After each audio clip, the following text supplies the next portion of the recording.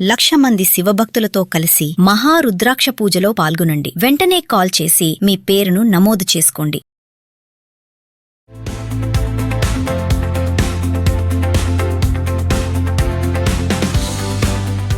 నమస్తే, welcome back to Suman TV. Present మనతో పాటు ఉన్నారు TEDx speaker, legendary award winner in real estate, realtor oxygen and founder doctor Nandi Rameshwar Rao. నమస్తే sir.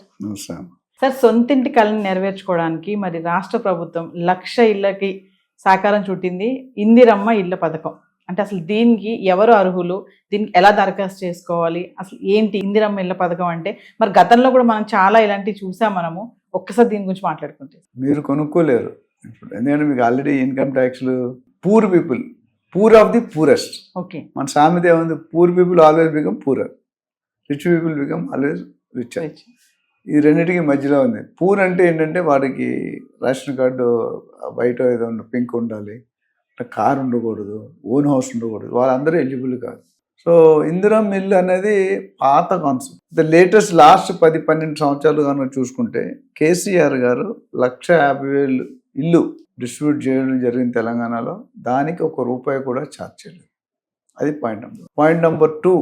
ఇప్పుడు మన రేవంత్ రెడ్డి గారు వచ్చాక దాన్ని బిగ్గెస్ట్ కాంగ్రెస్ పార్టీ ఇందిరమ్మ ఇల్లు అని పెట్టి 1,00,000కి ప్లాన్ చేస్తున్నాం అన్నారు. 1,00,000 ఇల్లు ఇవ్వడానికి ప్లాన్ చేస్తున్నాం. అంతమంది కేసీఆర్ గారు డబుల్ బెడ్రూమ్ కూడా కొన్ని డిస్ట్రిబ్యూట్ కాలేదు, ఇప్పుడు వాడుకుంటున్నారు.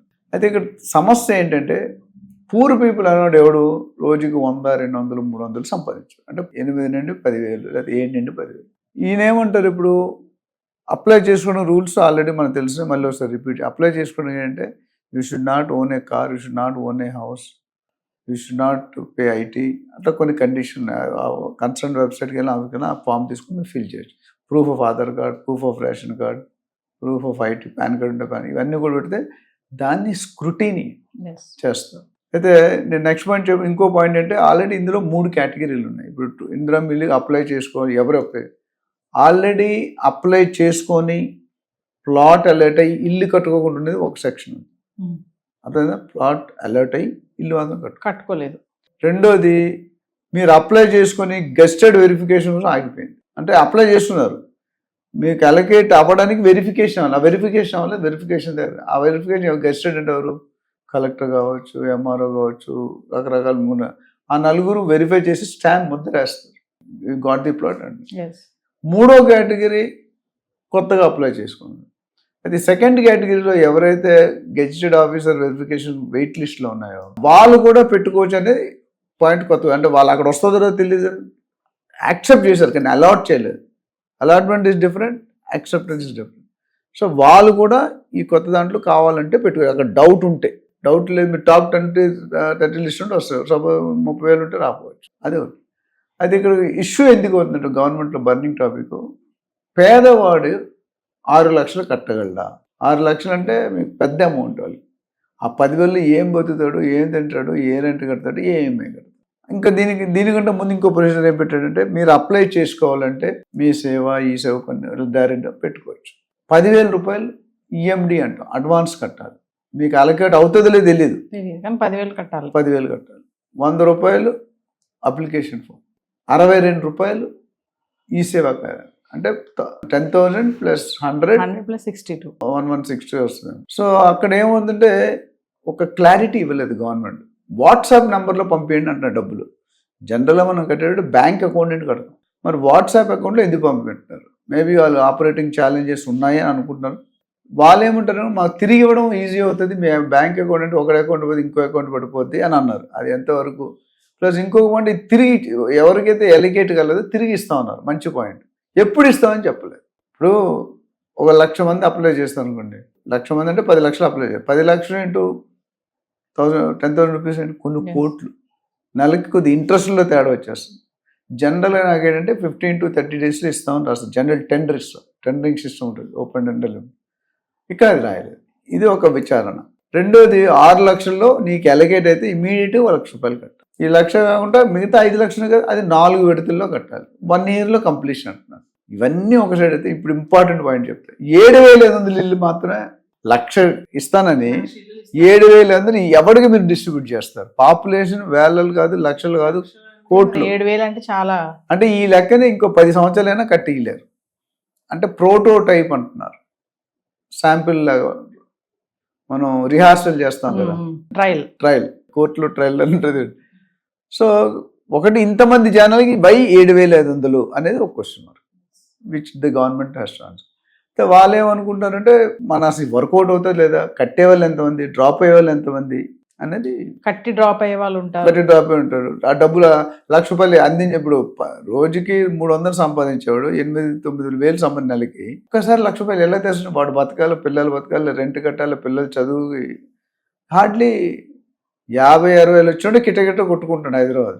సో దట్స్ సో ఇవన్నీ కూడా పరిశీలనలో డిస్కషన్ అవుతున్నాయి. అందుకని హాట్ టాపిక్ ఏంటంటే పబ్లిక్లో ఏ డెసిషన్ తీసుకున్నా రఫ్ ఆడేస్తుంది. ఇక 40-45% are youth voters.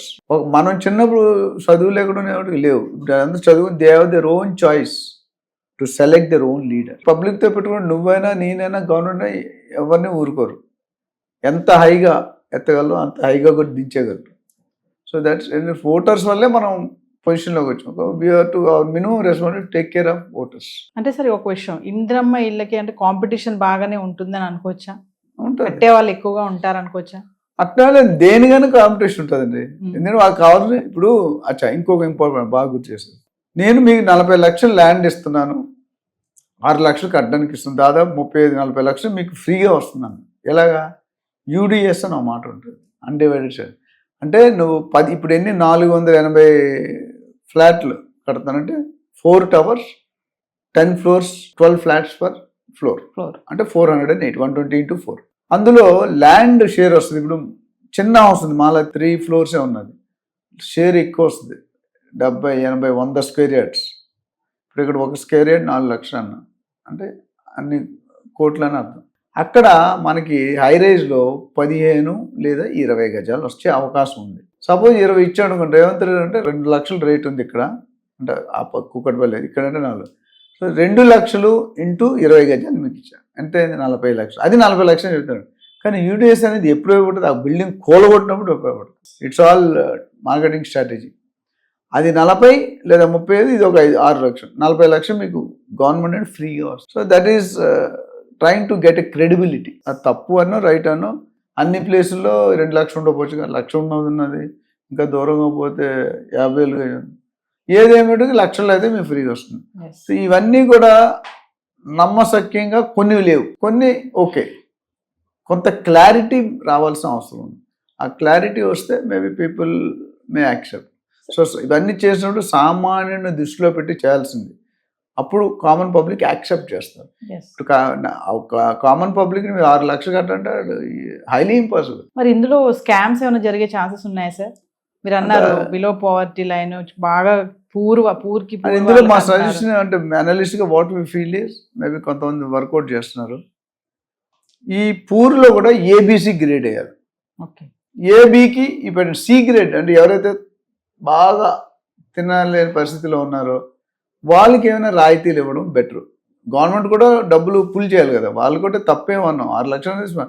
But depending ఇప్పుడు ₹1,00,000 తెచ్చుకున్నాడు 6 లక్షలు కట్టేస్తాడు, 10,000 తెచ్చుకున్నాడు కట్టుకోలేడు. అదొక సో ఇవన్నీ continue. I think government will discuss, they will take these points into కన్సిడరేషన్లో తీసుకొని they may take an appropriate decision అనుకుంటాం. ప్లస్ ఛాలెంజ్ కూడా 1 lakh ఇల్లు ఎప్పుడు కడతారని ఆన్సర్ అప్పుడు గవర్నమెంట్ ఉంటుందా లేదా మనకు తెలియదు. అక్కడ కూడా అంటే ఈ 7,000, 8,000, 10,000 చెప్తే 10 సంవత్సరాలు కావాలి మినిమం. ఈ 10 సంవత్సరాల్లో ఏమవుతుంది, ఎవరు ఉంటారు, ఎవరు పోతారు అనేది దర్ నో.